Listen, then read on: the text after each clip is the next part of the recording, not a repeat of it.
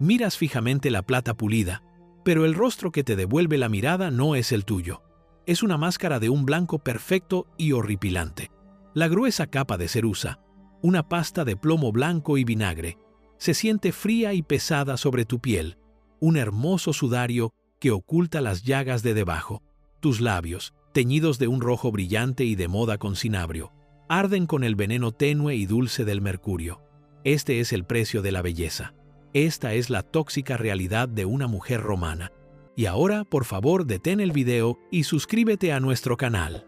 Para poder seguir haciendo videos como este, necesitamos llegar a 1000 suscriptores lo antes posible. Gracias. La primera vez que Livia vio la verdadera belleza, estaba pintada en el rostro de su madre. Era una niña de tan solo 6 años, escondida detrás de una pesada cortina de damasco, atisbando en la pequeña cámara privada donde su madre, Vipsania, realizaba los sagrados ritos matutinos. No era un ritual de devoción a los dioses, sino a una deidad mucho más exigente e implacable, la sociedad romana. Livia observaba, hipnotizada, cómo las esclavas, con sus rostros impasibles y sus manos firmes, se movían con la silenciosa eficacia de las sacerdotisas de un templo. Trajeron una serie de vasijas, frascos y paletas de piedra que brillaban como la colección de un hechicero. Estaba la vasija de cerusa, el fundamento de toda belleza aristocrática, una sustancia conocida por ser tan peligrosamente cáustica que su producción se dejaba en manos de los esclavos más prescindibles, hombres cuyas manos y pulmones serían carcomidos por el mismo material que preparaban para los rostros de la élite de Roma. Livia observó cómo la asistente de su madre, una silenciosa mujer griega llamada Lira, sumergía un pincel fino en la espesa pasta blanca. Con pinceladas expertas, comenzó a borrar el verdadero rostro de Vipsania, cubriendo las finas líneas de preocupación alrededor de sus ojos, el ligero rubor de vida en sus mejillas, el mapa mismo de su humanidad. El rostro que emergió era un lienzo perfecto y en blanco de alabastro, una perfección inquietante e inhumana, que era el colmo de la moda. Livia no entendía la química, la muerte lenta y progresiva que se aplicaba con tanto cuidado, pero sí entendía la transformación. Su madre, una mujer de carne y hueso, se estaba convirtiendo en una estatua, una obra de arte, un símbolo, y en ese momento, una semilla de entendimiento, tan tóxica como el propio plomo, se plantó en la joven mente de Livia.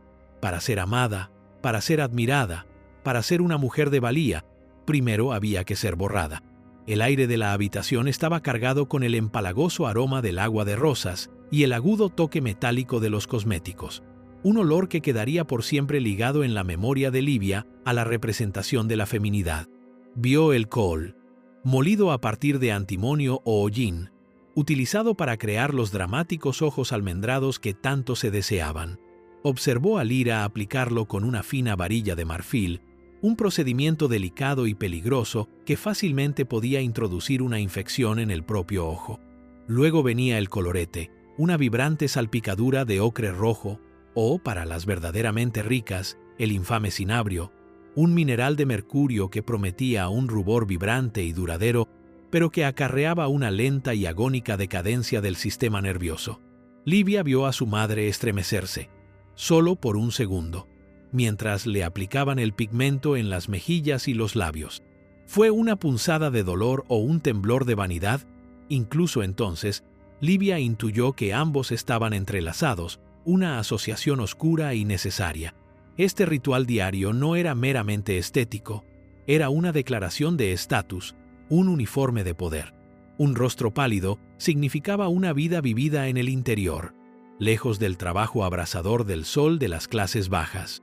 Era un testimonio de una vida de ocio, una vida tan privilegiada que uno ni siquiera necesitaba exponer su rostro a los elementos. Era una mentira, por supuesto, un artificio cuidadosamente construido, pero era una mentira sobre la que se erigía toda la estructura de su sociedad. Livia se apartó de la cortina, la pesada tela amortiguando los suaves sonidos de la cámara. Se tocó su propia mejilla, su piel aún suave y sin adornos, y sintió un anhelo extraño y nuevo. No era por la belleza en sí, sino por el poder que parecía otorgar, la autoridad silenciosa e inexpugnable del rostro pintado. Era demasiado joven para ver la prisión dentro de la perfección, el lento sacrificio oculto tras la máscara. Solo vio la adoración en los ojos de su padre cuando su madre finalmente emergió, una muñeca de porcelana impecable, lista para enfrentar al mundo. A medida que Livia florecía en su adolescencia, las lecciones abstractas del tocador de su madre se convirtieron en su propia realidad vivida. La transición de la observación a la participación fue un rito de paso tan significativo como cualquier ceremonia religiosa. A la edad de 14 años, en la víspera de su compromiso con un senador que le triplicaba la edad, su madre decretó que había llegado el momento. El mundo de la infancia, con su piel besada por el sol y sus expresiones naturales, debía ser mudado como la piel de una serpiente. Livia no fue conducida a una sala de juegos, sino a la misma cámara donde había espiado a su madre. Esta vez, las vasijas y los frascos eran para ella. Lira, la esclava griega, todavía estaba allí, su propio rostro ahora grabado con las finas líneas del tiempo, un marcado contraste con las máscaras eternas que creaba. Las manos de Lira ya no eran tan firmes, y un ligero temblor a veces delataba una aflicción más profunda, una consecuencia quizás de años pasados, manejando los mismos venenos que estaba a punto de aplicar en el rostro juvenil de Livia. La iniciación comenzó con la piel. Para lograr la codiciada palidez, no bastaba con simplemente aplicar la cerusa. La propia piel tenía que ser preparada, castigada hasta la sumisión. Livia soportó mascarillas nocturnas de estiércol de cocodrilo y leche de burra, brebajes que se creía que suavizaban y blanqueaban la tez.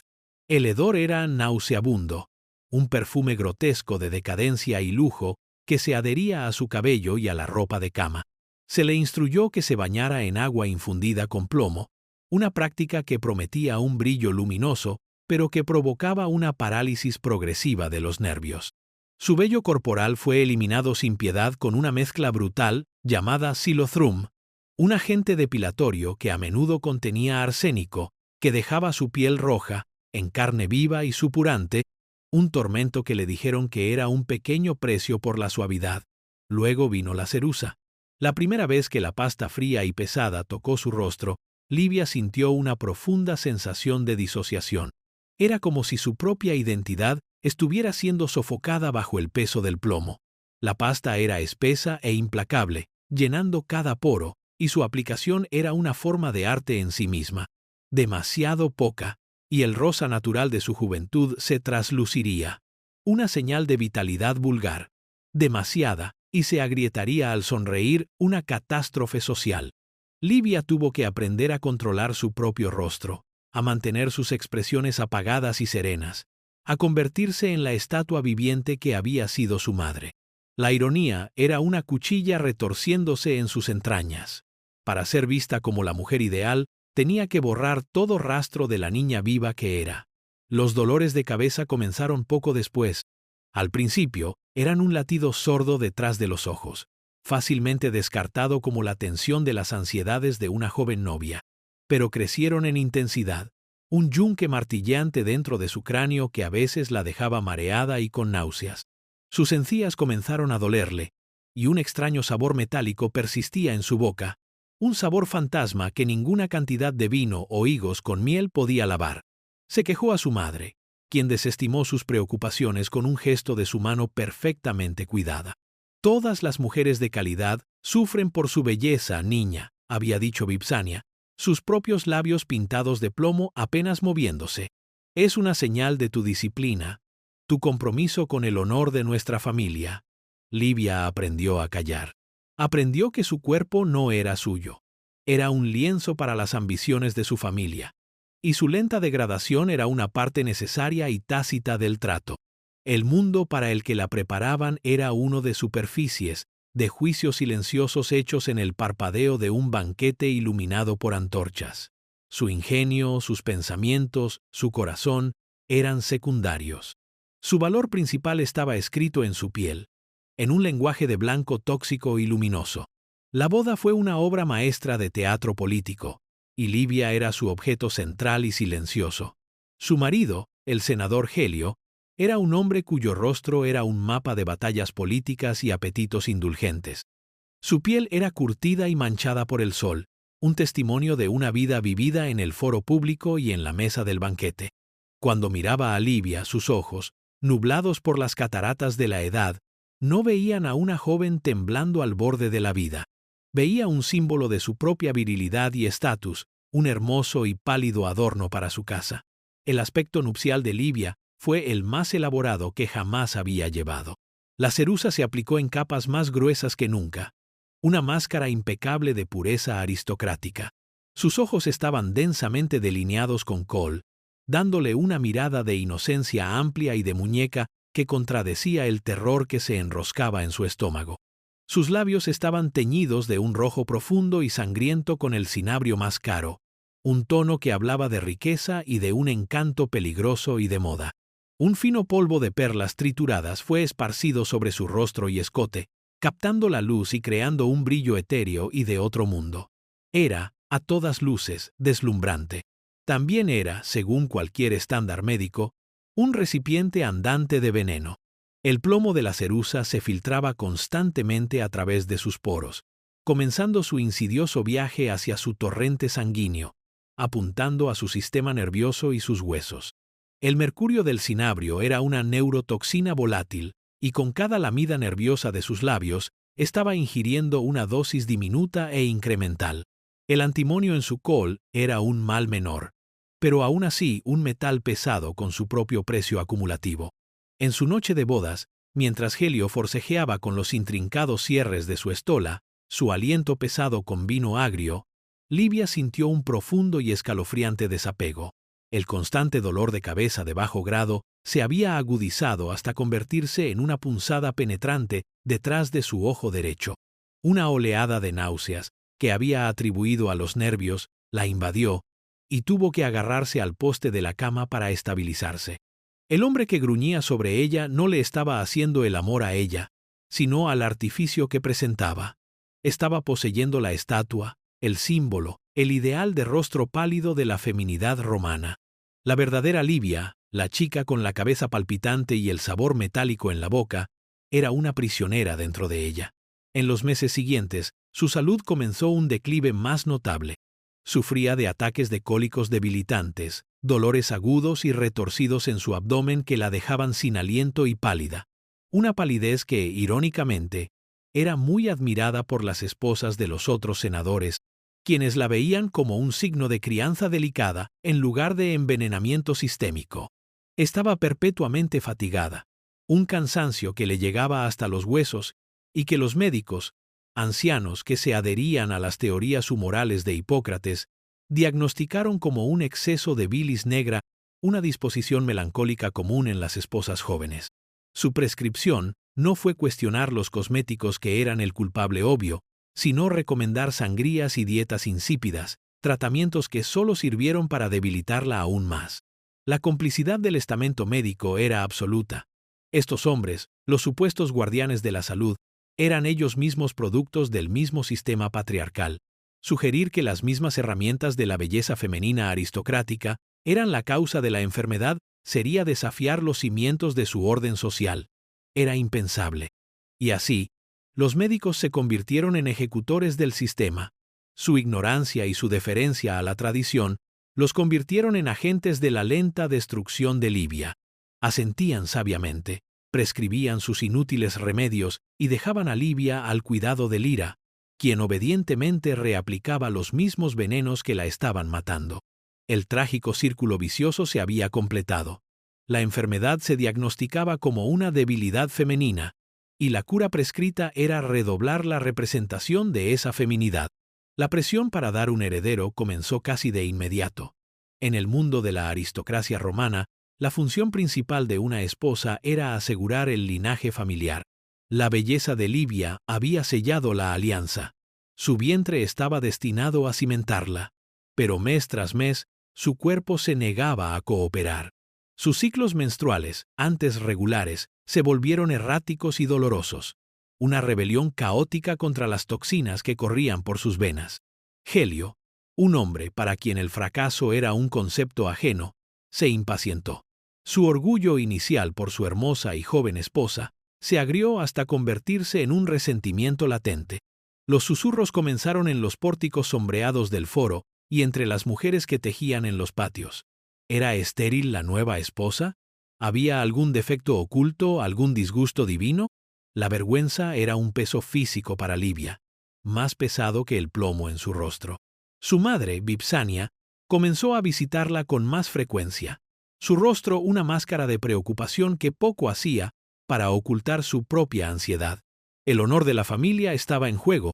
Durante estas visitas, los rituales de belleza se intensificaron, convirtiéndose en actos desesperados y frenéticos de súplica. Ya no se trataba solo de mantener el estatus, sino de invocar mágicamente la fertilidad. Se introdujeron nuevos y más peligrosos brebajes.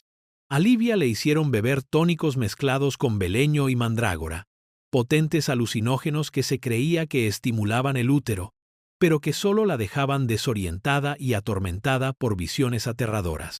Fue sometida a fumigaciones, donde se la obligaba a sentarse sobre hierbas y minerales humeantes, una práctica que llenaba sus pulmones de humo acre y dañaba aún más su ya comprometida salud. La conexión entre el plomo que untaba en su rostro y su incapacidad para concebir era una verdad que permanecía justo fuera del alcance de su entendimiento. La ciencia moderna entiende que el plomo es una potente toxina reproductiva. Imita al calcio, incrustándose en los huesos e interrumpiendo el sistema endocrino. Puede impedir la ovulación, dañar el desarrollo de un óvulo fertilizado y causar abortos espontáneos y nacimientos de mortinatos. Livia, en esencia, se estaba esterilizando sistemáticamente cada mañana. La ironía era grotesca. En su incesante búsqueda del ideal de la feminidad romana, un ideal inextricablemente ligado a la maternidad, estaba destruyendo la misma capacidad biológica que definía ese papel. Su cuerpo se había convertido en un campo de batalla. El deseo de un hijo, un impulso humano y primario, estaba en guerra con el imperativo culturalmente impuesto de la belleza artificial. El dolor y la fatiga constantes empeoraron. Sufría temblores en las manos, lo que le dificultaba sostener un estilete o una fruta. Su memoria comenzó a fallarle de maneras pequeñas y aterradoras. Olvidaba el nombre de un esclavo de la casa que conocía desde hacía años o perdía el hilo de sus pensamientos a mitad de la frase. Estos eran los signos clásicos del envenenamiento crónico por plomo, la parálisis progresiva del sistema nervioso conocida como saturnismo. Para su esposo y su familia, estos síntomas no eran evidencia de envenenamiento, sino de una mente femenina débil e histérica. Helio comenzó a burlarse abiertamente de sus ataques y vapores. Llevó a una sucesión de esclavas sanas y de mejillas sonrosadas a su cama, haciendo alarde de su fecundidad como un reproche constante y brutal al percibido fracaso de Livia. Livia, atrapada en su jaula dorada, solo podía observar.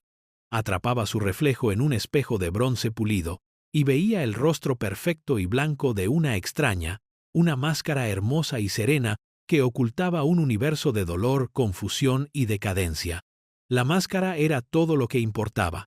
Era su armadura y su prisión, y no podía quitársela más de lo que podía dejar de respirar. Aparecer sin su rostro puesto sería admitir la derrota, declararse enferma, imperfecta e indigna. Y así, cada mañana, con la temblorosa ayuda de Lira, se reaplicaba el plomo, añadiendo otra capa a su propia tumba. El primer embarazo terminó en el tercer mes. Fue un breve destello de esperanza extinguido en una ola de sangre y calambres agónicos. Livia estuvo confinada en su cama durante una semana, su cuerpo débil, su espíritu destrozado. Helio no la visitó ni una vez. Su disgusto era un silencio frío y pesado que llenaba la villa. Los médicos que fueron convocados chasquearon la lengua y hablaron de un útero no receptivo y malos humores. La sangraron de nuevo, dejándola aún más agotada y anémica. Nadie, ni siquiera la propia Livia, hizo la conexión entre el plomo que blanqueaba su rostro y la oscuridad que había reclamado la vida en su vientre. El punto ciego cultural era absoluto. La búsqueda de la belleza era un deber sagrado, y las herramientas de esa búsqueda estaban fuera de toda sospecha. Cuestionar la cerusa sería tan herético como cuestionar a los dioses. Después de recuperarse, la presión se redobló. Vipsania trajo a un nuevo médico, un hombre severo de Alejandría famoso por sus tratamientos de fertilidad. Sus métodos eran aún más invasivos y extraños. Prescribió una dieta que consistía casi en su totalidad en hierbas picantes y mariscos extraños, y obligó a Livia a usar amuletos llenos de sustancias malolientes. El ritual cosmético diario continuó sin cesar, un fundamento no negociable de su existencia. Lira, la esclava griega, estaba ahora visiblemente enferma. Una tos persistente y seca sacudía su delgada figura. Sus manos temblaban tanto que apenas podía sostener firme la varilla de col. Una línea permanente de color azul negruzco había aparecido a lo largo de sus encías, un signo revelador de envenenamiento crónico y severo por plomo. Livia vio la decadencia de Lira como una premonición aterradora, un vistazo a su propio futuro. Estaba mirando a un fantasma. Sin embargo, el sistema en el que estaban atrapadas no ofrecía escapatoria. El deber de Lira era aplicar el veneno, y el de Livia era llevarlo. Estaban unidas en un lento suicidio compartido, un pacto silencioso de sufrimiento ordenado por el mundo fuera de su cámara. El segundo embarazo llegó al 5º mes. Esta vez, un frágil optimismo había echado raíces. Livia había sentido los primeros y débiles aleteos de movimiento, una conversación diminuta y secreta que la llenaba de un amor feroz y protector. Comenzó a soñar con una vida más allá de su reflejo en el espejo, una vida definida por algo más que su apariencia. Pero el sueño se disolvió en una pesadilla. Los cólicos regresaron con venganza. Sus extremidades se hincharon y los dolores de cabeza se volvieron cegadores. Una noche febril, entró en un parto prematuro y violento. El niño, un varón, nació quieto y silencioso. Su pequeño cuerpo terriblemente perfecto e inquietantemente azul. La partera, una mujer pragmática y endurecida, envolvió el cuerpo y se lo llevó antes de que Livia pudiera siquiera sostenerlo. El dolor era algo físico, un pavor hueco que se asentó en su estómago como una piedra. La reacción de Helio no fue de tristeza, sino de furia fría. Vio el nacimiento del mortinato no como una tragedia, sino como un insulto personal, un fracaso de la propiedad que había adquirido. Acusó a Livia de estar maldita, de traer mala fortuna a su casa. Su crueldad, antes velada en agresión pasiva, ahora se volvió manifiesta. Empezó a cenar solo, dejando a Livia comer en sus aposentos, atendida únicamente por la figura espectral y tosedora de Lira. El aislamiento era absoluto. Livia era una prisionera en su propia casa. Su única compañera la esclava que era a la vez agente, y compañera víctima de su lenta desaparición. El plomo estaba ahora firmemente arraigado en su sistema. Había cruzado la barrera placentaria, envenenando a sus hijos en el útero. La misma sustancia que usaba para proyectar una imagen de perfección y vitalidad aristocrática era el agente de la muerte para su descendencia. La trágica paradoja estaba completa. Era un hermoso recipiente, meticulosamente mantenido por fuera, pero por dentro era un depósito de toxinas, incapaz de nutrir la vida. Su cuerpo, que debería haber sido una fuente de poder y continuidad, se había convertido en una tumba. El descenso a la locura no fue una caída repentina, sino una lenta y desgastante erosión del yo. Los síntomas físicos del envenenamiento por plomo estaban ahora inextricablemente ligados a un profundo deterioro psicológico. Livia comenzó a experimentar ataques de llanto incontrolable, seguidos de períodos de calma vacía e inquietante. Alucinaciones parpadeaban en los bordes de su visión, figuras sombrías que se escabullían por los pasillos, susurros que parecían emanar de las propias paredes. Su memoria, antes simplemente defectuosa, era ahora una ruina andrajosa. Deambulaba por las habitaciones de la villa sin recordar cómo había llegado allí, su propia casa tan ajena a ella como una tierra extranjera. Helio, interpretando su condición a través del lente de la superstición romana y su propio ego insensible, la declaró poseída por espíritus malévolos, o larvae.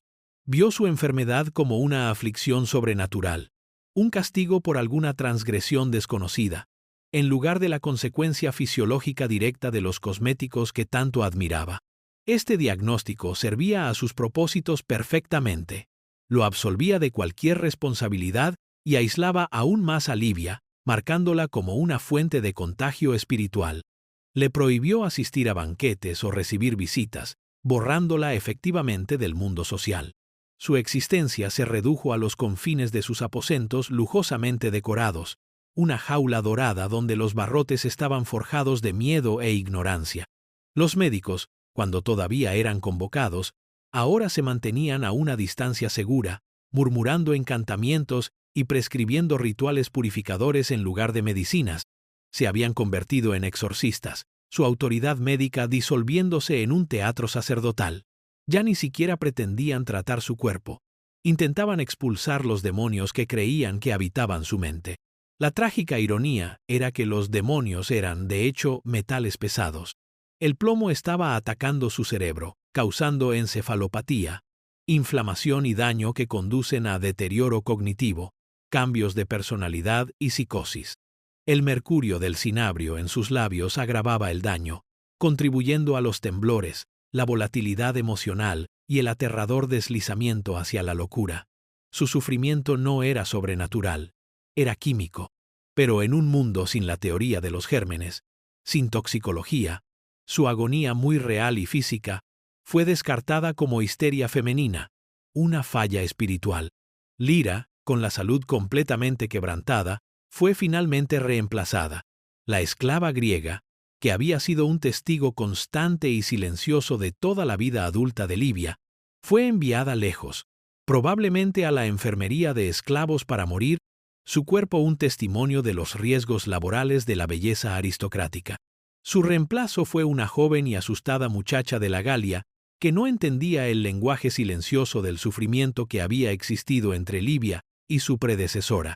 La nueva muchacha aplicaba la cerusa con una mano torpe y temerosa, sus ojos abiertos de par en par por la aprensión mientras pintaba el rostro de la loca de la casa.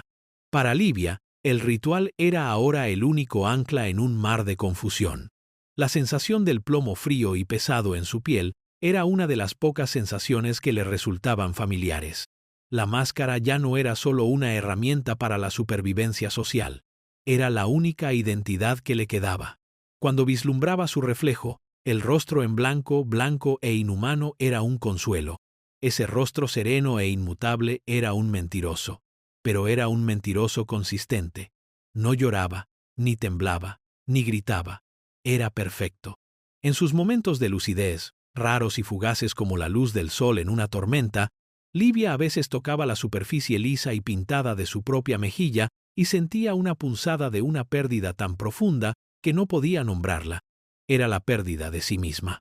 La niña que una vez se había escondido detrás de una cortina, observando a su madre con el asombro de una niña, se había ido, enterrada viva bajo una montaña de polvo hermoso y tóxico. El final no llegó con una confrontación dramática o un momento de trágica revelación, sino con un apagarse silencioso y patético. El cuerpo de Libia, devastado por años de envenenamiento sistémico, simplemente comenzó a fallar. Quedó postrada en cama, sus extremidades demasiado débiles y atormentadas por el dolor para sostenerla. La gota saturnina, una aflicción común de la élite romana envenenada por plomo, se había instalado, sus articulaciones hinchándose en nudos agonizantes e inmóviles. Perdió la capacidad de alimentarse por sí misma, sus manos temblando demasiado violentamente para sostener una cuchara. Los cólicos se habían convertido en un fuego constante y abrasador en sus entrañas, y apenas podía retener más que sorbos de vino aguado. Su mundo se había reducido a los confines de una sola cama, los opulentos frescos en el techo de su cámara, el último paisaje que vería. Incluso en este estado de colapso casi total, la tiranía de la apariencia mantenía su dominio. Helio, preocupado únicamente por la vergüenza de tener una esposa visiblemente decadente, ordenó que se la mantuviera presentable. La joven esclava Gala, su miedo ahora reemplazado por una resignación insensibilizada, venía cada mañana a realizar una macabra parodia del ritual de belleza. Apoyaba la forma demacrada de Libia contra las almohadas y aplicaba la cerusa a su rostro ceroso y hundido. Pintaba los labios, ahora finos y exangües, con el rojo vibrante y burlón del cinabrio. Era una pantomima grotesca, la pintura de un cadáver. Libia a menudo ni siquiera estaba consciente durante el procedimiento, su mente perdida en la niebla de la encefalopatía. pero la máscara debía mantenerse. Su identidad como mujer hermosa y aristocrática debía ser preservada, incluso cuando la mujer misma dejaba de existir. Los médicos la habían abandonado hacía mucho tiempo, agotados sus inútiles remedios. Helio ahora pasaba la mayor parte de su tiempo en su finca campestre, distanciándose del miasma de enfermedad y fracaso que se aferraba a su villa de la ciudad. Livia fue dejada al cuidado de los esclavos, un objeto olvidado en una habitación silenciosa. Su muerte, cuando llegó, fue una merced. Su respiración se volvió superficial. Su cuerpo, habiendo luchado durante tanto tiempo, finalmente se rindió. Murió sola, a la tenue luz de una lámpara de aceite, su rostro una máscara perfecta y blanca.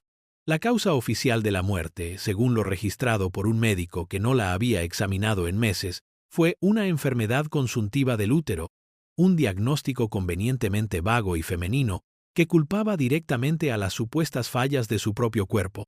No mencionaba nada del plomo, el mercurio, el arsénico, el envenenamiento lento y metódico que había sido la verdadera causa. Su funeral fue un gran evento. Helio, siempre político, entendía la importancia del duelo público. No escatimó en gastos. El cuerpo de Livia fue dispuesto en un féretro ceremonial, vestido con la seda más fina. Su rostro, por supuesto, perfectamente pintado. Los dolientes que desfilaron hablaron en susurros de su delicada belleza, su trágica vida sin hijos y la terrible fragilidad de la constitución femenina. Contemplaron la máscara serena y blanca y vieron el ideal de la feminidad romana. No vieron a la víctima de un sistema brutal e implacable. No vieron a una mujer cuyo cuerpo había sido un páramo químico, cuya mente había sido destrozada y cuyos hijos habían sido envenenados antes de que pudieran respirar. Solo vieron el artificio, porque el artificio era todo lo que se pretendía que se viera. La verdad de la vida de Livia, la agonizante historia de su lento envenenamiento, fue enterrada con ella, oculta para siempre detrás de una hermosa y mortal máscara de plomo blanco. La historia de Livia no es una anomalía, es un arquetipo brutal. Por cada emperatriz como Popea, famosa por sus mascarillas de leche de burra, hubo miles de Livias anónimas, mujeres patricias atrapadas en la misma jaula dorada y tóxica. Su sufrimiento fue el costo silencioso y no registrado de la obsesión del patriarcado romano con un ideal fabricado. Esta era una sociedad que podía diseñar acueductos que se extendían por millas, un sistema legal que influiría en el mundo durante milenios y un ejército que podía conquistar continentes, pero que permanecía voluntariamente ciega a los venenos que se untaban en los rostros de sus propias hijas y esposas. La complicidad era sistémica, una conspiración de silencio que se extendía desde las minas de esclavos donde se extraía el plomo hasta los médicos que diagnosticaban erróneamente los síntomas inevitables. Los hombres que escribieron las historias, poetas como Ovidio que escribieron guías de cosméticos, vieron el artificio como un aspecto encantador, aunque a veces engañoso, de la mística femenina. Escribieron sobre la mujer cultivada, la mujer que mejora la naturaleza. No lograron ver, o se negaron a reconocer, que esta mejora era una forma de automutilación, un suicidio lento y progresivo sancionado y alentado por la misma cultura que afirmaba adorar a sus mujeres. Los médicos, atados por las defectuosas teorías humorales de su tiempo, interpretaron los signos de envenenamiento por metales pesados, los cólicos, la parálisis, la locura como fallas exclusivamente femeninas. El saturnismo en los hombres, a menudo contraído a través de ánforas de vino revestidas de plomo o tuberías de agua, a veces se identificaba correctamente. Pero en las mujeres, los mismos síntomas se diagnosticaban invariablemente como histeria, un útero errante o una disposición melancólica.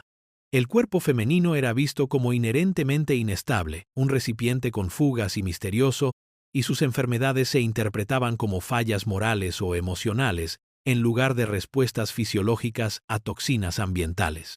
Esta misoginia médica proporcionó la tapadera perfecta para los secretos mortales de la industria de la belleza. Creó un círculo vicioso de sufrimiento. Cuanto más enferma se ponía una mujer por los cosméticos, más se consideraba su condición como prueba de su debilidad femenina inherente, una debilidad que solo podía enmascararse con más cosméticos. nos queda un eco histórico inquietante. Excavamos las villas de Pompeya y Herculano, y encontramos las pequeñas vasijas de vidrio con cerusa, su contenido aún intacto, un testimonio silencioso de esta vanidad mortal. Analizamos los huesos de los cementerios romanos y encontramos concentraciones grotescamente altas de plomo, particularmente en los esqueletos de mujeres ricas. La evidencia está ahí, escrita en los mismos restos de los muertos. Cuenta la historia de una sociedad que valoraba la apariencia de la pureza y la salud femenina por encima de la realidad de éstas. Habla de un mundo donde el rostro de una mujer no era suyo, sino un lienzo público sobre el cual se pintaba el estatus de su familia. El precio por una pincelada defectuosa, una superficie agrietada o una realidad sin máscara era el olvido social. El costo final, para tantas, fue la vida misma. La tragedia de Libia es la tragedia de un sistema que exigía que las mujeres fueran a la vez adornos y recipientes para la procreación, mientras promovía un estándar de belleza que convertía ambos roles en un lento camino hacia la destrucción. Es una sombría reflexión sobre el costo humano del artificio y un escalofriante recordatorio de que las prisiones más peligrosas son a menudo aquellas que se nos enseña a ver como hermosas. El insidioso legado de estos hábitos tóxicos no murió con la caída de Roma. Se deslizó a través de los siglos, cambiando su forma pero no su naturaleza fundamental. La era isabelina vio a las cortes europeas adoptar una palidez fantasmal, con la propia reina Isabel I usando famosamente un cosmético llamado cerusa veneciana, un descendiente directo de la fórmula romana, una mezcla corrosiva de plomo blanco y vinagre. Ella también sufrió los signos reveladores del envenenamiento por plomo, pérdida de cabello, deterioro de la piel y episodios de enfermedad grave. Todo mientras presentaba una imagen pública de perfección eterna, casi sobrenatural. El deseo de una tez blanca y pura, un símbolo de ocio y pureza racial, continuó impulsando a las mujeres a blanquear su piel con compuestos a base de plomo, arsénico y mercurio, hasta bien entrado el siglo XIX. La moda de la consunción de la era victoriana, donde un aspecto pálido y frágil se consideraba el colmo de la belleza femenina, a menudo se lograba mediante el envenenamiento sutil y doméstico de obleas con arsénico, vendidas bajo el pretexto de ser mejoradores de la tez. Estos productos prometían dar a los ojos un brillo resplandeciente y a la piel una palidez translúcida, imitando los síntomas de la tuberculosis, una enfermedad que fue mórbidamente romantizada en la época. Los paralelismos con Roma son escalofriantes. En ambas épocas, se promovió un estándar de belleza que era, en esencia, una representación de la enfermedad, una lenta autodestrucción en nombre de la moda. El sistema de complicidad también perduró. Durante siglos, médicos, químicos y comerciantes continuaron beneficiándose de la venta de estos venenos conocidos, a menudo comercializándolos con afirmaciones pseudocientíficas, mientras ignoraban la creciente evidencia de sus efectos devastadores. Al igual que en Roma, a menudo se culpaba a las víctimas por su propio sufrimiento, sus enfermedades descartadas como vanidad o debilidad femenina. Las voces de quienes advertían contra estas prácticas fueron frecuentemente ahogadas por las poderosas fuerzas económicas y culturales que sostenían el statu quo. No fue hasta el auge de la química moderna y un entorno regulatorio más robusto en el siglo XX que los ingredientes más abiertamente tóxicos comenzaron a ser eliminados sistemáticamente de los cosméticos convencionales. Sin embargo, el fantasma del ideal de belleza romano persiste. El concepto central que el rostro natural de una mujer es un defecto a corregir, un lienzo a pintar, sigue siendo una poderosa corriente subterránea en la industria de la belleza moderna. El lenguaje ha cambiado de blanqueamiento a iluminación, de cerusa a base de maquillaje, pero el objetivo fundamental de crear una superficie uniforme, impecable y a menudo inalcanzable, permanece. Puede que hayamos cambiado el plomo y el mercurio por productos químicos menos agudamente tóxicos, pero la presión psicológica para conformarse a un estándar artificial es posiblemente más penetrante que nunca, amplificada por las imágenes digitalmente alteradas de las redes sociales. La historia de Libia, por lo tanto, no es solo un capítulo oscuro de un pasado lejano, es una fábula con moraleja. revela cuán profundamente entrelazada puede estar la estética de una cultura con sus puntos ciegos y sus crueldades. Demuestra cómo la belleza puede ser armamentizada, transformada en una herramienta de control social que alienta a las mujeres a participar en su propia subyugación, a envenenarse literalmente en la búsqueda de un ideal diseñado por un sistema que no valoraba su salud ni sus vidas. Es un crudo recordatorio de que cuando una sociedad valora la máscara por encima de la persona, el costo siempre lo paga quien se ve obligado a llevarla, una deuda saldada en silencio, sufrimiento y, con demasiada frecuencia, en una muerte prematura. El costo psicológico de este ritual diario es quizás el aspecto más horripilante, y sin embargo menos documentado, de todo el fenómeno. Imagina la disonancia cognitiva requerida para vivir la vida de Livia. Saber, en algún nivel, que la sustancia que estás aplicando es un veneno, un hecho entendido por los esclavos que la procesaban e insinuado en los escritos de filósofos naturales como Plinio el Viejo, y aún así aplicarla todos los días. Sentir los dolores de cabeza, las náuseas, la parálisis progresiva en tu propio cuerpo, y que todos a tu alrededor, desde tu madre hasta tu médico, te digan que esto es normal, que este es el precio de la feminidad. Esto no es simplemente un régimen de belleza, es una forma de manipulación psicológica sistemática, un lavado de cerebro cultural tan completo que obliga a la víctima a convertirse en cómplice voluntaria de su propia destrucción. El ritual en sí se convierte en una forma de adicción. La máscara de Cerusa oculta el mismo daño que crea. A medida que el plomo causa úlceras en la piel, decoloración y descomposición, la única solución es aplicar una capa más gruesa de plomo para ocultar las imperfecciones. La víctima queda atrapada en un ciclo de dependencia, dependiendo del veneno para ocultar la evidencia de su propio trabajo. El rostro en el espejo, la máscara blanca y perfecta, se convierte en una fuente tanto de consuelo como de terror. Es el rostro de su identidad social, el rostro que le gana la aprobación de su marido y la admiración de sus pares. Pero también es el rostro de su asesino. Este acto diario de autoborrado conduciría inevitablemente a una profunda pérdida del yo. ¿Quién es Livia?